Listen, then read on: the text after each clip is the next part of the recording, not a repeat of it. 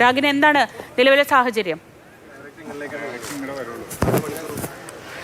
നിലവിലെ സാഹചര്യം ഇപ്പോൾ ആനയെ മയക്കുവെടി വെച്ചിട്ടുണ്ട്, പക്ഷേ പൂർണ്ണമായും തളച്ചു എന്ന് പറയാൻ കഴിയില്ല. ആ ദൃശ്യങ്ങളാണ് നമ്മൾ കണ്ടുകൊണ്ടിരിക്കുന്നത്. മറ്റ് അലർട്ട് ടീമും അതോടൊപ്പം തന്നെ എലിഫന്റ് സ്ക്വാഡ് ഉൾപ്പെടെയുള്ള വിഭാഗങ്ങളൊക്കെ തന്നെ സ്ഥലത്ത് എത്തിയിട്ടുണ്ട്.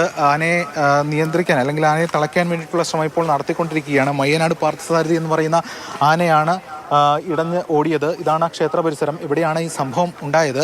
അതിനുശേഷം വാഹനമടക്കം ഇട്ടിരിക്കുന്ന അവസ്ഥ ഒക്കെ ഉണ്ടായിരുന്നു. ഇപ്പോൾ ഏറെ നേരം ആയിക്കഴിഞ്ഞിരിക്കുന്നു. ഇപ്പോൾ ആനയെ ഒന്ന് നിയന്ത്രിക്കാൻ വേണ്ടി അല്ലെങ്കിൽ ഒന്ന് തളയ്ക്കാൻ വേണ്ടിയിട്ടുള്ള ശ്രമം ഇപ്പോൾ നടത്തിക്കൊണ്ടിരിക്കുന്നു. ഇപ്പോൾ നമുക്ക് ആ ദൃശ്യങ്ങളിൽ കാണാം. ആനയുടെ കൊമ്പ് ഭാഗത്തൊക്കെ തന്നെ രക്തവും അതുമായി ബന്ധപ്പെട്ട കാര്യങ്ങളും ഒക്കെ തന്നെ ഉണ്ട്.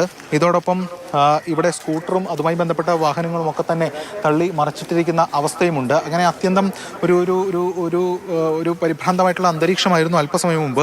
നേരത്തെ ഈ അലർട്ട് ടീം ഇവിടേക്ക് വന്ന ഘട്ടത്തിലാണ് ഇതുമായി ബന്ധപ്പെട്ടുകൊണ്ട് ഈ പറയുന്ന പ്രശ്നങ്ങൾ അല്ലെങ്കിൽ ഇതുമായി ബന്ധപ്പെട്ടുകൊണ്ട് ആന വീണ്ടും ഒന്ന് പരിഭ്രാന്തനാകുന്ന അവസ്ഥ ഉണ്ടായിരുന്നു.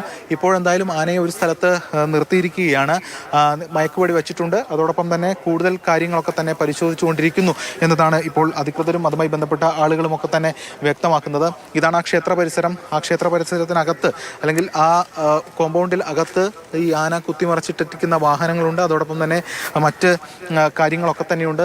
ആ പന്തലിനടക്കം നാശനഷ്ടങ്ങൾ ഒക്കെ ഉണ്ടാക്കിയിരുന്നു. ഇപ്പോൾ ഏറെ നേരമായി കഴിഞ്ഞിരിക്കുന്നു.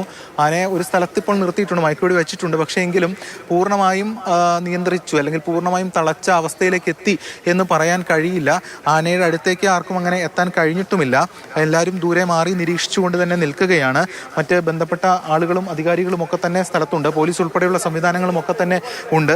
ആ കാഴ്ച നമുക്ക് ഇവിടെ നിന്നും നമുക്ക് കാണാൻ കഴിയുന്നതുമാണ്. എന്തായാലും ആനയെ ഒന്ന് നിയന്ത്രിക്കാനും അതുമായി ബന്ധപ്പെട്ട കാര്യങ്ങളും ഒക്കെ തന്നെ ആൾക്കാർ ഇപ്പോൾ ഇവിടേക്ക് വന്നിരിക്കുകയാണ്. മറ്റ് ആനയോടൊപ്പം അല്ലെങ്കിൽ ആ എലിഫന്റ് സ്ക്വാഡ് ബന്ധപ്പെട്ട ആളുകൾ ഒക്കെ തന്നെ അടുത്ത് നിൽക്കുന്നുണ്ട്. ആന കുത്തിമറച്ച് ഇട്ടിരിക്കുന്ന ബൈക്കുകൾ കാണാം. അതോടൊപ്പം തന്നെ വാഹനങ്ങളുമൊക്കെ തന്നെ നമുക്ക് ഇവിടെ കാണാൻ കഴിയുന്നതാണ്.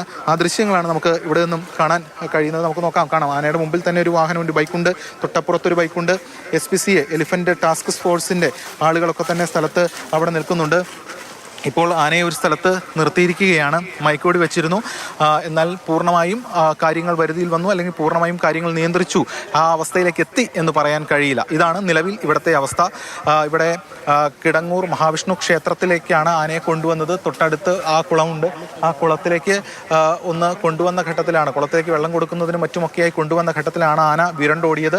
അതിനുശേഷം വലിയ തോതിലുള്ള ഒരു പരിഭ്രാന്തി ക്ഷേത്ര പരിസരത്ത് ഉണ്ടാക്കുകയായിരുന്നു. നാശനഷ്ടങ്ങളൊക്കെ ഉണ്ടാക്കിയിട്ടുണ്ട്. അതിനിടയിലാണ് ഒരാൾ ചവിട്ടേറ്റ് മരിക്കുന്ന അവസ്ഥ ഉണ്ടായത്. വിഷ്ണു എന്നാണ് അദ്ദേഹത്തിൻ്റെ പേര് എന്നതായി മനസ്സിലാക്കാൻ കഴിയുന്നത്. ഇപ്പോൾ ആ ബോഡി ഇവിടെ നിന്ന് മാറ്റിയിട്ടുമുണ്ട്.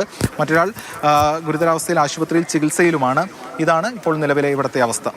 നമുക്ക് MLA തന്ന വിവരങ്ങൾ അനുസരിച്ചാണെങ്കിൽ ആ ലോറി ആനയെ കൊണ്ടുവന്ന ലോറി ഡ്രൈവറാണ് മരിച്ച ആൾ. വിഷ്ണു എന്നാണ് പേരെന്ന് മനസ്സിലാക്കുന്നു. കൂടെ ഉണ്ടായിരുന്ന രണ്ടാം പാപ്പാനാണ് ഇപ്പോൾ ചികിത്സയിൽ ആശുപത്രിയിലുള്ളത്. അല്പം മുൻപ് MLA നമ്മളോട് വിശദീകരിച്ചിരുന്നു അവിടെ നിന്നുള്ള സ്പോട്ടിൽ നിന്നുള്ള വിവരങ്ങൾ.